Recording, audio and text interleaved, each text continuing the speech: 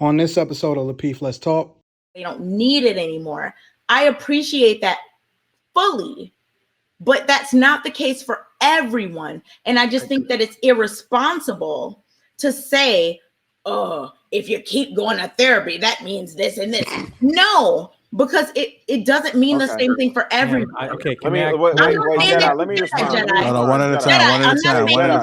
Wait, Jedi, let me respond real quick because this came up a couple times. Because wait, let me say this. Because I literally sat up here and said, I specifically went to therapy as a person that considered himself whole, healed. And I got confirmation with my therapist that said, man, you already got the tools. You already working. You good. That's good. No, okay, it's not just good. So how long should a person stay? Y'all got down. All right, y'all. I'm gonna start bringing up callers then, because everybody. Yeah, because it's like, what are we? What's going on, Jedi? Welcome to the show. What you got for Jedi? Hey, Jedi. Man, look at his face off top. I was seeing you in the background, just doing your hair like he this. Ready? He ready. Hey, wait. Can I say something? Last stream, I told. Hey, look, I was in the chat, Jedi. I told him you like Raph Trans. Yeah, man, I'll call you out for that. I'm getting like Teddy Riley. Listen, I'm born 98. Who is that? I'm like, I'm need a man with sensitivity. Oh no, yeah. Okay. Oh, this is cute. Anyway, Jedi, sorry, we have a moment. People have a moment, please. My bad. Jedi, you always articulate perfectly whether we agree or not. So I'm really excited to hear what you have to say. Okay, and I'm just gonna keep it brief. As I said, shout out to Really Get work in the morning. But I want to go to the topic that you talked about therapy. Was it the question was therapy in limits, right? Mm-hmm. So I have a question for you, Kay. Is water bad for you? Can you just get to the point? Because I don't know. I'm asking you a question. Wait. First, she liked you, Jedi, and she liked your logic and your ability to communicate. Anton, now she don't want to talk to you no more. Anton, you are so in your feels. Let it go, Anton. Me and you are cool. We're friends. Let it go. Release it. Deep breath in. This is Jedi's time. Why are you still talking? Go ahead, Jedi. Breath out. Go ahead, Jedi. You jumped in, Anton. Talking about this is his time. Y'all. Come on. Go ahead, Jedi. Go ahead, Jedi. Sorry for Anton's just. Go ahead, Jedi. Hold on, okay. I'm still waiting for my answer. Is water bad for you? What I was saying is, can you just please ask the question that you? And again, I asked you a question. Can you just answer it? If you're drowning, yes, it's bad. If you need it to be hydrated, it's good. Okay. Can you now answer the question that I'm trying to say? Okay, what you want. Make the point you want to make. These arguments are so rudimentary. No, I'm not even got to anything. He just actually. Okay, I answered it. Okay, if you're drowning, okay, so let him finish, please. If you need hydration, let him get. Okay, it's good. Hold on. Okay, now answer. Hold on. Go ahead, Jedi. So the point I was saying is that in anything that is good inherently, it's saying is a water bad for you, just like is therapy bad for you? The question is no. I think you're thinking that when Rilla was coming from is saying that being in a state for that for so long on an overbearing basis can be inherently bad for you. For example, I'm saying in therapy, I'm a product of therapy, as I mentioned to you before, and I'm saying in my personal life that I'm not a 1 but 2-time self-deletion survivor. And you can get that reference there.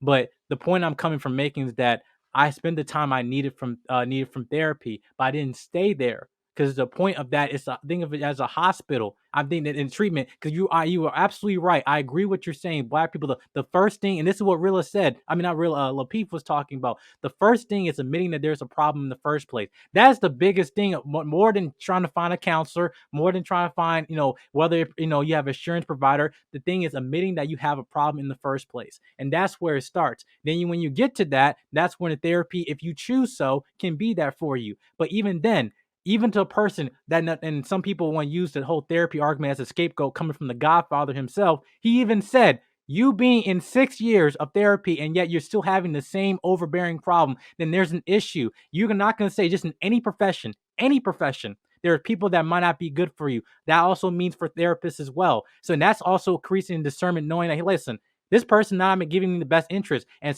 that's just with luck or whatever that you might have a good therapist or a bad therapist. But some people, you have to understand that inherent place of therapy is also business. Some people come in there with good intentions and some people don't, meaning that they're going to roll you out saying that, listen, when I went to therapy, listen, my therapist said this. I said, Michael, I know what you've been through and everything like that, but my goal is to hear so make sure that you never come back.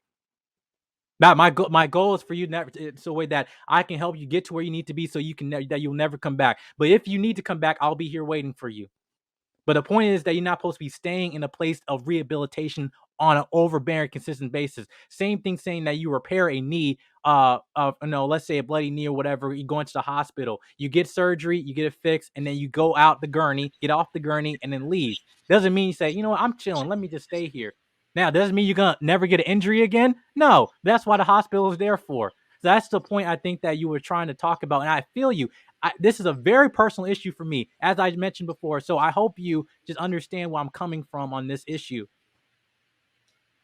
Do you want me or Rilla to respond?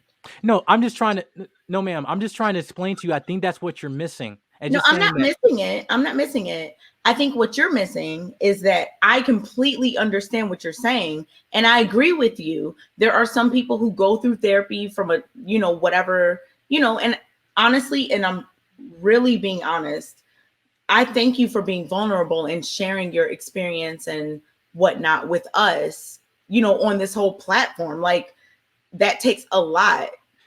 And I really am appreciative of that. I appreciate it. I'm not missing anything. I'm saying that for some people, it's maybe until you get through something, right? Some people, until you get through something.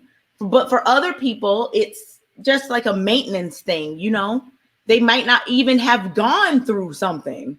They just want an objective source. Or how long should they be on maintenance? Okay. They just want an objective source of a person to be able to talk through things with. Everyone is not the same.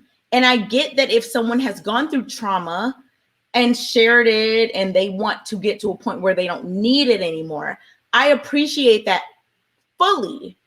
But that's not the case for everyone. And I just think that it's irresponsible to say, oh, if you keep going to therapy, that means this and this.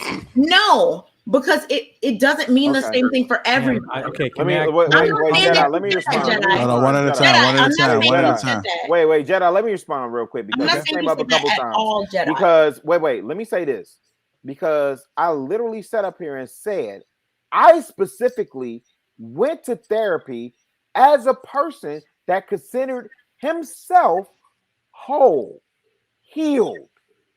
And I got confirmation with my therapist that said, man, you already got the tools. You already working. You good. That's good. Okay, it's not just good. So how long should a person stay?